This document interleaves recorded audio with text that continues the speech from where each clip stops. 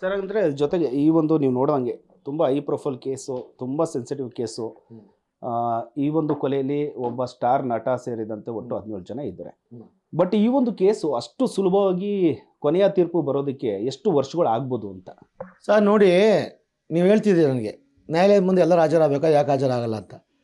ಈಗ ಒಂದಿನ ಆರೋಪಿಗಳು ಬಂದಿರಲ್ಲ, ಒಂದು ಸಹ ವಿಟ್ನೆಸ್ಗಳು ಬಂದಿರಲ್ಲ, ಒಂದಿನ ಆರೋಪಿ ಪರ ಲಾಯರ್ ಬಂದಿರಲ್ಲ, ಇನ್ನೊಂದು ದಿನ ಸ್ಟೇಟ್ ಪರ ಪಬ್ಲಿಕ್ ಪ್ರಾಸಿಕ್ಯೂಟರ್ ಬರಲ್ಲ, ಇನ್ನೊಂದು ದಿವಸ ಸನ್ಮಾನ್ಯ ನ್ಯಾಯಾಧೀಶರೇ ಆಬ್ಸೆಂಟ್ ಆಗಿರ್ತಾರೆ. ಈ ಕಾರಣಗಳಿಂದ ನ್ಯಾಯಾಲಯದಲ್ಲಿ ಕೇಸು ವಿಳಂಬ ಆಗೋದು ಗೊತ್ತು ನಮಗೆ.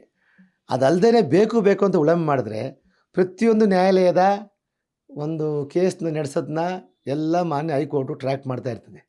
ಎಷ್ಟು ವಿಟ್ನೆಸ್ ಯಾವಾಗ ಬಂದರು, ಸಾಕ್ಷಿ ವಿಚಾರಣೆ ಆಯಿತಾ, ಎಷ್ಟು ದಿನಕ್ಕಾಯಿತು. ಸರ್ ಕಾನೂನು ಹೇಳುತ್ತೆ ಇಂಥ ಕೇಸ್ಗಳಲ್ಲಿ ಮುಂದೂಡೋ ಕಾರಣ ಕೊಟ್ಟರೆ ಮಾತ್ರ ಮುಂದೂಡಬೇಕು ವಿಚಾರಣೆ. ಸುಮ್ಮನೆ ಮುಂದೂಡೋಂಗಿಲ್ಲ. ನ್ಯಾಯಾಲಯದಲ್ಲಿ ಎಷ್ಟೊತ್ತಾದ್ರೂ ವಿಚಾರಣೆ ಮಾಡಬೇಕು. ನ್ಯಾಯಾಲಯದ ಸಮಯ, ಸಾಕ್ಷಿಗಳ ಒಂದು ಸಾಕ್ಷಿಗಳು ಬಂದವ್ರ ಸಮಯ, ವಕೀಲರ ಸಮಯ, ಇವೆಲ್ಲ ರೆಕಾರ್ಡ್ ಮಾಡಿ ಕೇಸ್ ಮುಂದೂಡಬೇಕು. ಇಲ್ಲಾಂದರೆ ಕೇಸ್ನ ದಿನ ಬಿಟ್ಟು ದಿನ ನಡೆಸು ಅಂತ ಹೇಳುತ್ತೆ. ಅಂದರೆ ನೀವು ಅಂದ್ಕೊಂಡಿರೋ ಪ್ರಕಾರ ಒಂದು ಮಿನಿಮಮ್ ಒಂದು 2 ರಿಂದ 3 ವರ್ಷ 4 ವರ್ಷ ಅಲ್ಲಿವರೆಗೂ ಎಳಿಬೋದಾ ಈ ಕೇಸು? ಸನ್ಮಾನ್ಯ ತನಿಖಾಧಿಕಾರಿಗಳು ನೋಡಿ ಸರ್, ನೀವು ಕೇಳ್ತಿದ್ರೆ ಫಸ್ಟೇ ಸರ್, ಹೈ ಪ್ರೊಫೈಲ್ ಕೇಸು ಅಥವಾ ಲೋ ಪ್ರೊಫೈಲ್ ಕೇಸು ನಮ್ಮ ನ್ಯಾಯಾಲಯದಿಲ್ಲ ಸರ್. ನಮ್ಮ ನ್ಯಾಯಾಲಯದಲ್ಲಿ ಎಲ್ಲ ಒಂದೇ ಒಂದು ಕೇಸು, ಎಲ್ಲ ಕೇಸು ಸಮ. ದರ್ಶನ್ ಕೇಸ್ ಅಂತ ಹೇಳ್ಬಿಟ್ಟು ಬೇಗ ಮುಗಿಸ್ಬೇಕು ಅಂತಾಗಲಿ, ದರ್ಶನ್ ಕೇಸ್ ಅಲ್ಲ ಹೋದ್ರೆ ಮುಗಿಸ್ಬಾರ್ದು ಅಂತಾಗಲಿ ಇಲ್ಲೇನೂ ಇಲ್ಲ. ಚಾರ್ಜ್ ಶೀಟಲ್ಲಿರ್ತಕ್ಕಂಥ ಸಾಕ್ಷಿಗಳು ವಿಚಾರಣೆ ಮಾಡೋಕ್ಕೆ, ಚಾರ್ಜ್ ಶೀಟಲ್ಲಿರ್ತಕ್ಕಂಥ ಸಾಕ್ಷಿಗಳನ್ನ ನ್ಯಾಯಾಲಯಕ್ಕೆ ಹಾಜರುಪಡಿಸೋದು ಪೊಲೀಸ್ ಇಲಾಖೆ ಕರ್ತವ್ಯ, ತನಿಖಾಧಿಕಾರಿ ಕರ್ತವ್ಯ. ಸಾಕಷ್ಟು ಟೈಮ್ ಕೊಡುತ್ತೆ ಕೋರ್ಟು. ನೋಡಪ್ಪ, ನೀನು ಸಾಕ್ಷಿ ಕರ್ಕೊಂಬಂದು ನ್ಯಾಯಾಲಯದಲ್ಲಿ ಹೇಳಿಸು. ನೀನು ಸಾಕ್ಷಿ ಹೇಳೋಕ್ಕಾಗಿಲ್ಲ ಅಂದರೆ ಅದನ್ನು ಅವರು ಅದನ್ನು ಅಕ್ಯೂಸ್ಗಳು ಅಡ್ವಾಂಟೇಜ್ ತೊಗೊತಾರೆ, ಅವರು ದೋಷ ಮುಕ್ತರಾಗ್ತಾರೆ. ಅಂದರೆ ನೀವು ಹೇಳಿದ್ರೆ ಹೈ ಪ್ರೊಫೈಲ್ ಕೇಸು, ಆ ಮರ್ಡರ್ ಕೇಸಲ್ಲಿ ಆ ಥರ ಎಲ್ಲ ಬರಲ್ಲ ಅಂತ. ಬಟ್ ನೀವು ನೋಡ್ದಂಗೆ ಒಂದು ರಾಜ್ಯದಲ್ಲಿ ಅಂದರೆ ಬೆಂಗಳೂರಲ್ಲಿ ನಡೆದಿರುವಂಥ ಕೇಸು ಇಲ್ಲಿಲೇ ಲೋಯರ್ ಕೋರ್ಟಲ್ಲೆಲ್ಲ ಮುಗಿದೋಗುತ್ತೆ murder case. But high profile case ಆಗಿರೋದ್ರಿಂದನೇ ಯಾವುದಾದ್ರು ಇದುವರೆಗೂ ಕೂಡ ಹಳೇದ್ರಲ್ಲಿ ಇಲ್ಲಾಗಿರೋಂಥ ಕೇಸನ್ನು, ಮರ್ಡರ್ ಕೇಸನ್ನ ಸುಪ್ರೀಂ ಕೋರ್ಟ್ವರೆಗೂ ಹೋಗಿ ಅಬ್ಜೆಕ್ಷನ್ ಹಾಕ್ಕೊಳ್ಳೋದಕ್ಕೆ ಯಾವುದಾದ್ರು ಒಂದು ನಡೆದಿದೆ ಸರ್ ಅಂತ ಈ ಹಿಂದೆ? ಸರ್ ನಡೆದವೆ ನೋಡಿ.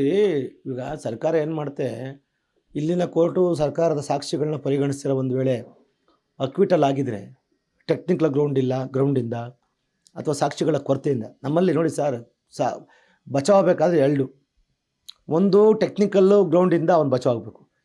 ಸಾಕ್ಷಿ ಬರದೇ ಇರೋದು ಕೋರ್ಟ್ಗೆ, ಅದು ಟೆಕ್ನಿಕಲ್ ಗ್ರೌಂಡು. ಸಾಕ್ಷಿ ಬಂದು ಅವನ ಮೇಲೆ ಹೇಳೋಕ್ಕಾಗದೇ ಇರಿದ್ರೆ ಅದು ಸಾಕ್ಷಿಯ ಕೊರತೆ.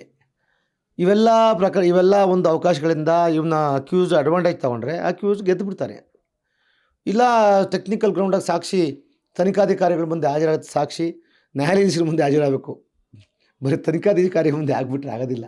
ಆ ಬಿಸಿ ಒಳಗೆ 100 ಜನ ಬರ್ತಾರೆ, ನಾನು ಸಾಕ್ಷಿ ಕೊಡ್ತೀನಿ ಅಂತ. ಕೋರ್ಟಲ್ಲಿ ಸಾಕ್ಷಿ ವಿಚಾರಣೆ ಆಗೋ ಟೈಮಲ್ಲಿ ಯಾರೂ ಬರೋದಿಲ್ಲ. ಆವಾಗ ಅದು ಬಂದು ಹೇಳಿದ್ರೆ, ಅವರು ಪ್ರತಿಕೂಲ ಸಾಕ್ಷಿ ಆಗದೆ ಹೋದರೆ ಆ ಸಾಕ್ಷಿ ಏನು ನುಡಿದಿರ್ತಾನೆ ಚಾರ್ಜ್ ಶೀಟ್ ಸ್ಟೇಟ್ಮೆಂಟಲ್ಲಿ ಅಥವಾ FIR ಸ್ಟೇಟ್ಮೆಂಟ್ ನುಡಿದಿರ್ತಾನೆ, ಆ ಒಂದು ಹೇಳಿಕೆ ಮತ್ತೆ ನುಡಿದ್ರೆ ಪಾರ್ಟಿ ಸವಾಲಲ್ಲಿ ಅದನ್ನು ಟೇಕ್ ಓವರ್ ಮಾಡಲಿಲ್ಲ ಅಂದರೆ ಅವ್ನು ನುಡಿದಿದ್ದೇ ಸಾಕ್ಷಿ, ನ್ಯಾಯಾಲಯ ಕೊಟ್ಟಿದ್ದೇ ಶಿಕ್ಷೆ. ಅಂದರೆ ಈಗ ನ್ಯಾಯಾಲಯ ಕೂಡ ಷರತ್ತುಬದ್ಧ ಜಾಮೀನನ್ನು ಕೊಡುವಂಥ ಸಂದರ್ಭದಲ್ಲಿ ಆರೋಪಿಗಳಿಗೆ ಕೆಲವೊಂದು ಗೈಡೆನ್ಸ್ ಮೇಲೆ ಷರತ್ತುಬದ್ಧ ಜಾಮೀನು ಕೊಟ್ಟಿದ್ದಾರೆ. ಅಂದರೆ ವಿಚಾರಣೆ ನ್ಯಾಯಾಲಯದ ಸರೌಂಡಿಂಗ್ ಬಿಟ್ಟು ಎಲ್ಲೂ ಹೋಗಿಲ್ಲ, ವೀಸಾ ಪಾಸ್ಪೋರ್ಟ್ ಎಲ್ಲ ಸರೆಂಡರ್ ಮಾಡಬೇಕು.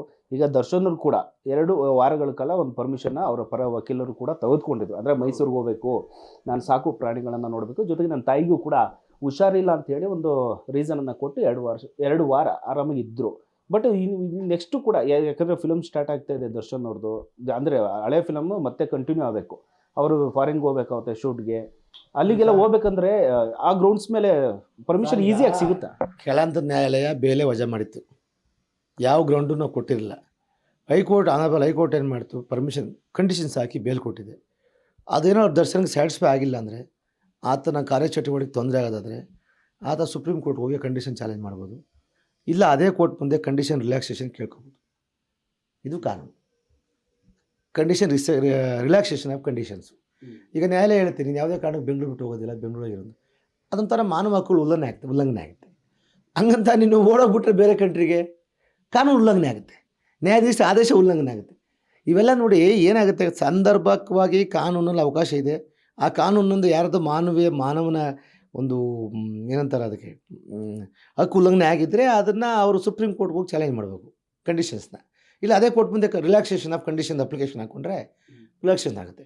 ಈಗ ಫಸ್ಟ್ ಆಫ್ ಆಲ್ ದರ್ಶನ್ ಮೈಸೂರಿಗೆ ಹೋಗಂಗಿಲ್ಲ, ಕಂಡೀಷನಲ್ಲಿ ಏನೋ ಹೋಗಬೇಕು ಅಂತ ಹೋಗಿದ್ದಾರೆ, ಅದನ್ನೇ ಚಾಳಿ ಮಾಡಿಕೊಂಡ್ರೆ ಅದು ದರ್ಶನ್ದು ಒಂಥರ ದುರುಪಯೋಗ ಆಗುತ್ತೆ ಅಷ್ಟೇ ನಾನು ಕೇಳೋದು. ಇವಿಷ್ಟು ಹಿರಿಯ ವಕೀಲರಾಗಿರುವಂಥ RNL ಮೂರ್ತಿಯವರ ಮಾತು. ಕ್ಯಾಮ್ರಾಮನ್ ಯುವರಾಜ್ ಜೊತೆ Ajay Gowda, guarantee news, Bengaluru. Guarantee news, ಸುದ್ದಿ ಖಚಿತ, ನ್ಯಾಯ ನಿಶ್ಚಿತ.